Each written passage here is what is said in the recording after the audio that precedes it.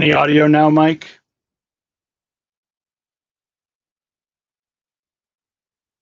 Any audio now, Mike? Looks like we're working. Any audio now, Mike? Looks like, there we go.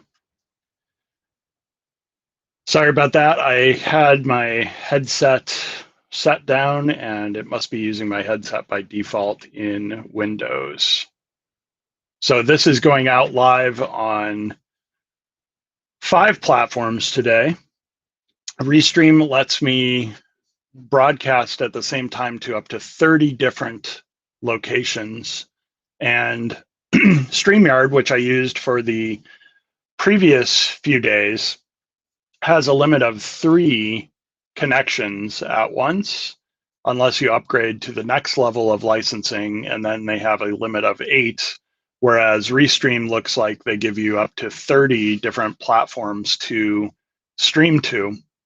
So I'm using this, and thanks to Chris Strub, who gave me a kind of review of this, and then also Noelle Silver, who did the same thing. I asked her what she was using for her Thursday evening streams, and she confirmed that she's using Restream as well. So I got basically 2 suggestions to use this platform, and looks like we're all good. Mike is still getting an echo, and I'm not sure where the echo is being caused from on my end here.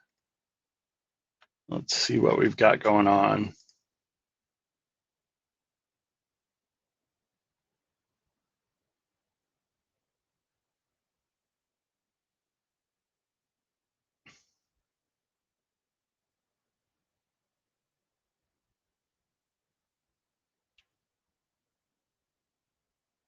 Usually when that happens, it's on my end, and it might be something that I have open in another tab or another window.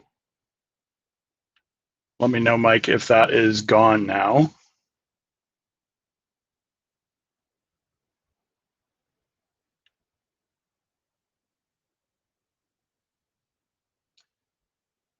Yeah, and Mike, StreamYard, I believe with their additional level of licensing, does the 1080p, but I was just doing, I think it was the Pro license, which I believe was 725p. Thank you. That was the extra tab I had open in my browser, so it must have been causing an echo. Even though I had it muted on my end, the mic must have been picking it up as well. So I just closed that down.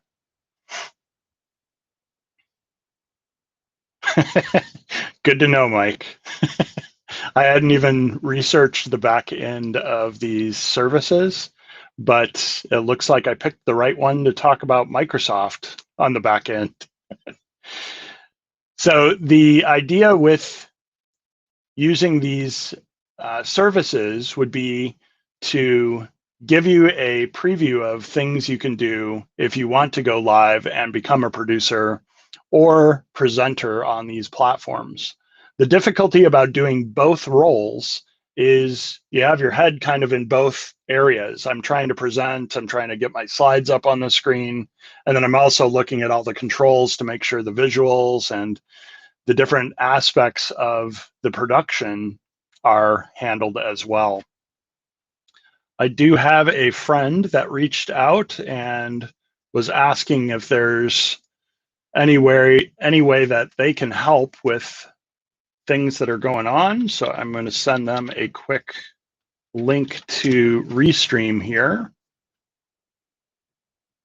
And whether they can make it today or tomorrow or next week, hopefully we'll have another guest. Yesterday, Aaron Little was my guest on our broadcast.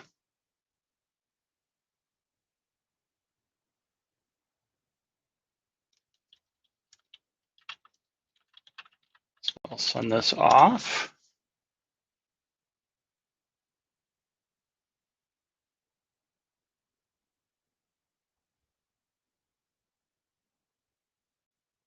And Mike, this is my first time using Restream, so I'm going to have an opportunity to kind of review both and think about the positive and negatives. One thing I noticed here that I didn't find a place to set up, and again, I've just gotten in today to play around with the services that I have available, is it doesn't look like green screen support is in here. So I just purchased a green screen for the wall behind me, and unless I'm missing that setup or that setting, it doesn't appear that Restream has green screen support unless I use something like OBS and additional software setup on my system to do so. But that was included with StreamYard. So yesterday I was able to use that green screen and then do a virtual background with StreamYard right within the browser software. So there's positive and negatives to different services, obviously. And you know, I'm wanting to get as many of these experiences under my belt so that when I'm talking to people and they ask about, well, how many people can you host in a meeting, or how many video streams can you have at the same time, or what does your setup look like for different services? I have some experience with those different setups. This one also supports up to 10 guests that I can invite, and the comments on the screen are something new, unless I haven't discovered that in StreamYard yet. But real-time comments are helpful. And Mike, thanks for joining us, it looks like from YouTube. I have yet to crack my YouTube live audience, if you will, compared to what I'm getting on Facebook, which is a bunch of personal friends and folks that I've known through different parts of my life. It's probably the most personal connections that I have on different platforms. Twitter, I've got a lot of people that are in tech there, and that's probably the second highest number of views that I'm getting. And then on YouTube, I've just cracked 100, both on my personal channel and then the channel that I started for Tech Thursday. And those audiences hopefully will continue to grow as I get more regular on publishing content to those platforms. So the other thing that I have not had a chance to set up,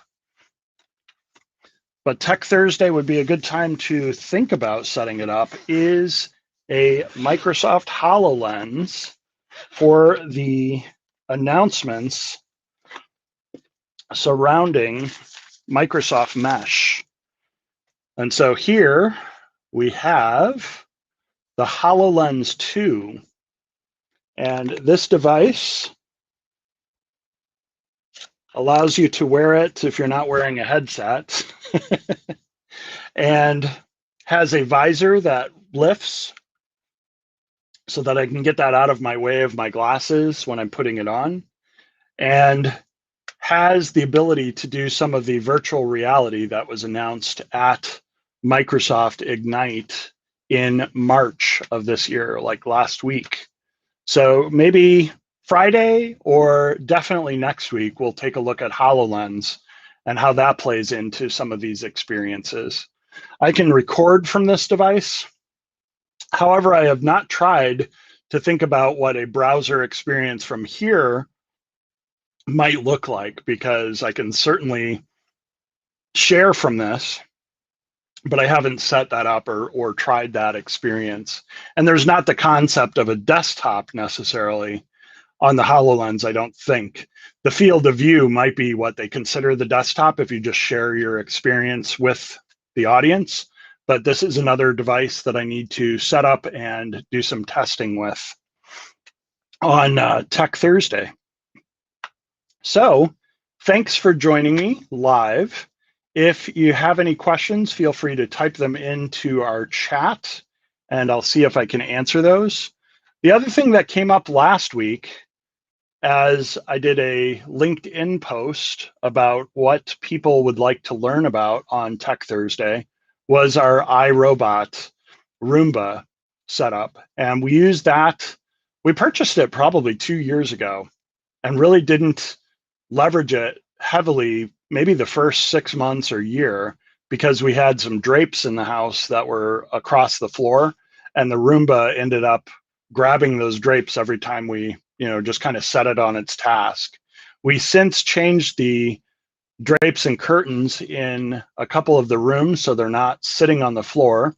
And other than picking up and then watching the dog so she doesn't attack the Roomba as it goes about its business on the entire first floor, mostly hardwood, some rugs, it does a great job of just covering off all of the different areas and getting a lot of the pet hair and cat and dog hair that we have. We have 3 cats and a dog.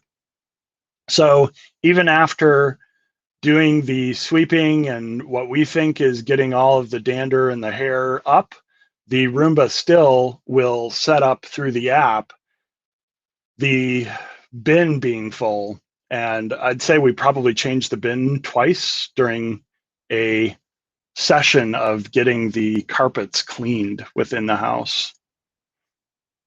The other thing that I'll show you on Tech Thursday here is one of my favorite new features in PowerPoint, and that is the capability with a new blank presentation of getting these great creative videos behind your slides. So all you have to do is do File, New, Presentation, and PowerPoint now picks these really creative videos as suggestions. And then I can copy the video and pull that into another presentation.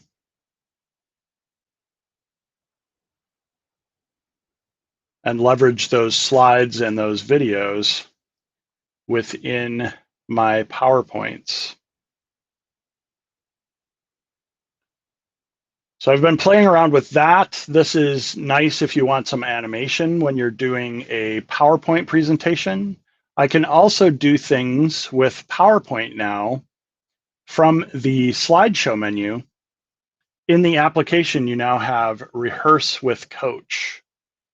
So if I'm planning to give a presentation and I want to make sure that my presentation has inclusive language, it's very easy for me to practice that with the new PowerPoint. I can show you what that looks like here. Assuming it's going to pick up my mic, I'm not sure if it'll be able to do so. We'll see what happens here. So if PowerPoint is listening to me, it looks for the language that I use, like postman. We have a postman who delivers our mail on the weekdays, but sometimes on the weekend, it's a female driver from the post office. So it's looking for language like policeman, fireman, that aren't necessarily inclusive of the people that might be doing those jobs. And it's picking that up and letting me know that that is part of my vocabulary. It allows you to think about words like guys when I'm referring to an audience that might not be all male, and leveraging something like everyone or y'all or however I want to put that, friends, would be ways to use more inclusive language when you're presenting to an audience and you don't know if everybody in the audience is necessarily male or feels included when you use the word guys. So PowerPoint now looks for that type of language. It also looks for crutch words. And it picks up on those types of verbal cues, then does a report when you finish having it listen to your presentation. So I can pause or finish, and then when I finish, PowerPoint actually will give me a report based on the language that I've used. And let me share that screen so you can see what the report looks like.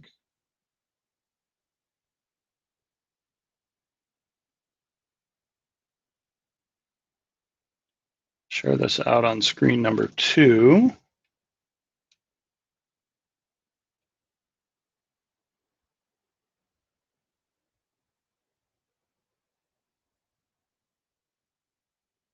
There we go. So the report in PowerPoint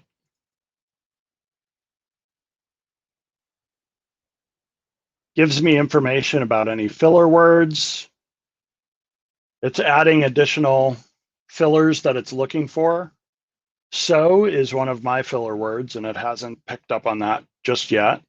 But it looks for postman, policeman, and other words that might not be inclusive. It watches my pace as I'm presenting and gives me some of that feedback right within my preparation for presenting, as opposed to being in front of a live audience and then finding out what I might have as suggestions to work on. There's nothing like live feedback. One of the things I love about Toastmasters is it allows me to unlock my superhuman ability to get inside people's heads and mind read. And the way you do that is by asking people and them providing feedback after you present. There are things I have unlocked in just that simple opportunity for people to give me feedback on presentations that I'm preparing that I would never have thought of on my own. Sometimes there are things and feedback that I wish I didn't know, because then you become self-conscious or aware of those things. But the benefit is you're aware of those things. So if you want to work on them, there I just said so, caught myself. But you can hear those things in how you present, and it helps you as you are presenting. So that's a little bit about PowerPoint and the coach feature that was added to the application. It was available online for quite a while and just recently got added to the application version of PowerPoint. The team at Microsoft and Toastmasters International has been working with Microsoft on that, as well as one of the other features in PowerPoint, which is up here in the upper right, and that is always use subtitles. And because it's Tech Thursday and I don't think I've ever shared this, let's take a look at my Logitech Spotlight remote. And what the Logitech Spotlight allows me to do is spotlight something on my screen. Like if I reach over, if I can get all the way over to my second monitor here, the always use subtitles, and it's a mouse as well, so I can turn on subtitles there within my slides. And then if I hold down the mouse or the button for the spotlight, I can come down to the bottom of my slide to highlight and go into presentation mode. If I get it just right here, come on.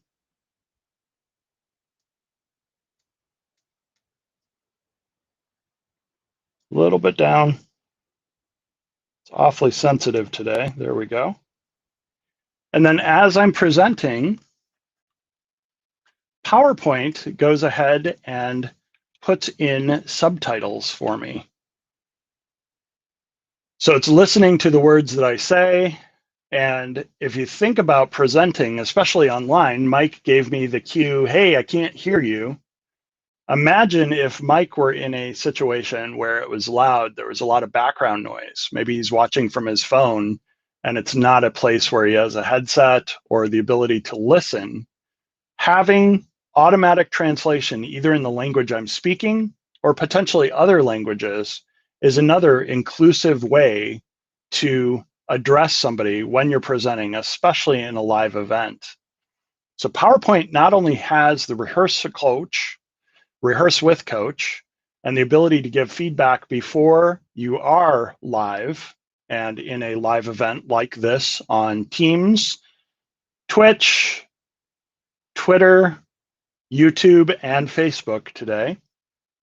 But it also allows you to add subtitles within all of those platforms. Some of those platforms I've noticed, like Facebook, looks like it was auto captioning my presentation. YouTube, I have seen that function in. Teams has that functionality as well, but PowerPoint, even if I'm not using one of those online services, or I'm using an online service that doesn't auto populate my information into text with translation and subtitling, it's in PowerPoint as an option. So the Logitech Spotlight, I have two of these. I use the silver one more than the other.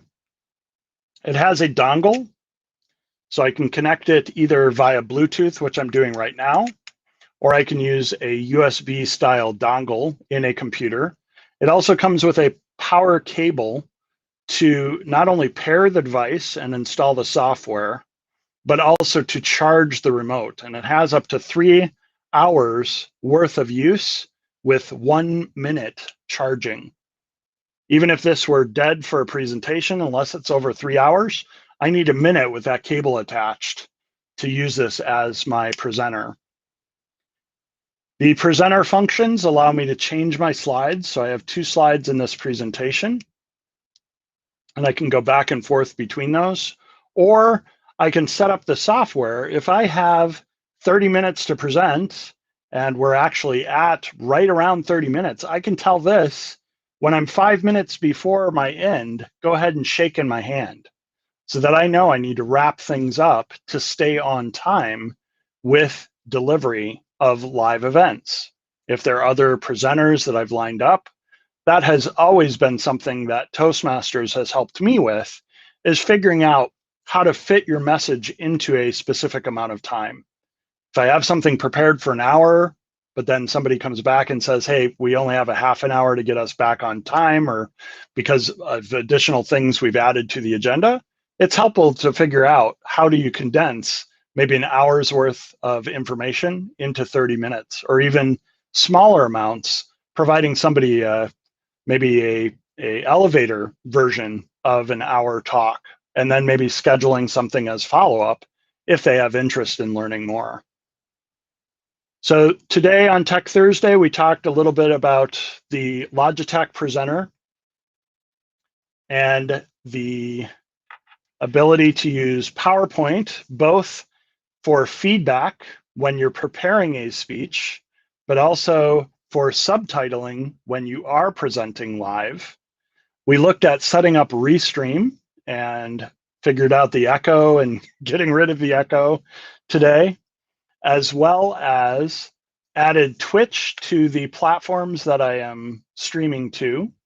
And tomorrow we will talk a little bit more about how Teams in this live event production can be something that you add to your repertoire of services that you offer as a Microsoft consultant or a full-time employee. And for many, this can become either an additional service that you offer, an additional expertise that you have. And Microsoft has a number of things that help you get up to speed on producing live events, but also in participating in the community around Teams meetings as well as live events, and some of the announcements that were made last week at Microsoft Ignite. So we'll go all over a lot of those on Friday. Please join me at 1 p.m. Central, 2 p.m. East Coast, and I hope you enjoy the rest of your day. Thanks, everyone.